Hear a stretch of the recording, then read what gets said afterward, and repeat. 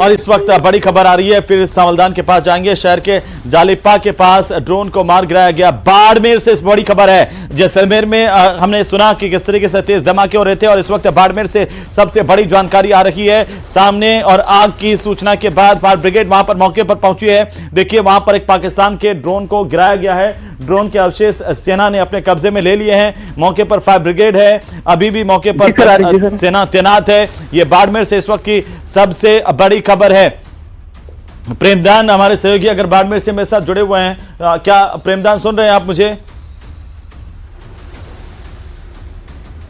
प्रेमदान हमारे सहयोगी बाड़मेर से जुड़ चुके हैं। प्रेमदान, क्या अपडेट है बाड़मेर से? देखिए, मैं आपको बताना चाहूंगा कि जालिपा के आसपास में एक ड्रोन को मार गिराया, और जिस दौरान ड्रोन को मार गिराया उसी दौरान जो चिंगारी थी उससे एक आगजनी की घटना हो गई। हालांकि तत्काल प्रभाव से उस आगजनी पर कंट्रोल पा लिया, लेकिन इसी के बीच में जो हमारे ड्रोन को जो मार गिराया था उसका कुछ पुर्जे तो थे, उसको कब्जे में ले लिया है। हालांकि उस पूरे एरिया को सील किया गया है। आर्मी के जो अधिकारी है, कर्मचारी है, वो पूरी तरीके से वहां पर अलर्ट मोड पे हैं। वहां किसी के आने जाने की मूवमेंट की बिल्कुल रोक लगाई गई है। तो कह सकते हैं कि लगातार पाकिस्तान की नापाक हरकतें हैं वो बाड़मेर। लेकिन प्रेमदान, क्या कुछ पता चल पाया ये किस तरह के ड्रोन हैं जो इतनी बड़ी तादाद में पाकिस्तान से इधर भेजे जा रहे हैं? क्या इसमें इनमें ड्रोन में एक्सप्लोसिव है? देखिए, ये तो क्या है, खुलासा होने के बाद में पता लगेगा कि क्योंकि ड्रोन जब आ रहा है तो वो बेवजह तो आ नहीं रहा है, उसके अंदर एक्सप्लोजिव है और वो किसी न किसी टारगेट को हिट करने के लिए ड्रोन को उड़ाया जा रहा है। तो हम ये कह सकते हैं कि हमारी जो सेना के अधिकारी है, कर्मचारी है, वायुसेना है, वो उस ड्रोन को आसमान में मार गिरा रहे हैं। तो जो एक्सप्लोजिव या जो भी उसके साथ में चीजें हैं वो उसको वहाँ आसमान में ही उसको डिस्ट्रॉय किया जा रहा है।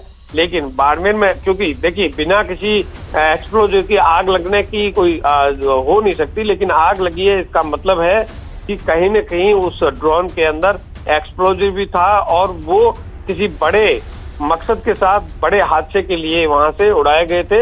लेकिन हमारी सेना ने उसके ऊपर कंट्रोल पाया है। जी बिल्कुल, और इससे साफ जाहिर होता है कि जो जालिपा का इलाका है, देखिए ग्रामीण इलाका है और वहां पर आबादी, आम लोग रहते हैं। क्या पाकिस्तान की ओर से आम लोगों को, धार्मिक स्थलों को, इनको भी टारगेट किया जा रहा है? ये तो साफ दिखता है उसकी मंशा।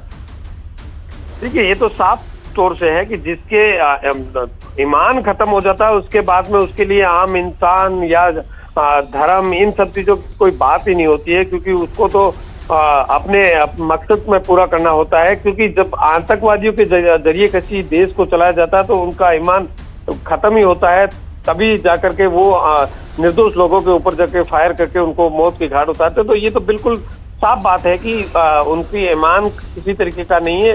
वो तो चाहते हैं कि भारत के अंदर किस तरीके से नुकसान किया जा सके, भारत के नागरिकों को नुकसान कैसे किया जा सके, ताकि जो जनता है वो कहीं न कहीं आवाज उठाए। तो ये अपने आप में हम कह सकते हैं कि, लेकिन हमारी सेना है वो इनके हर मंसूबे को नाकामयाब किया जा रहा है और लगातार उसको मुंह तोड़ जवाब दिया जा रहा है। लेकिन इसके बावजूद देखिए उसकी नापाक हरकतें देखिए, जैसे जैसे रात गहराती जा रही है। हम शाम को ये सोच रहे थे कि आखिरकार अब शांति होगी, पाकिस्तान समझ गया होगा, लेकिन शाम हुई नहीं कि ये शुरू हुआ इसके ड्रोन्स, इसके मिसाइल अटैक, और आवाम को, आम आबादी को टारगेट करने की मंशा इसकी सबके सामने आ गई।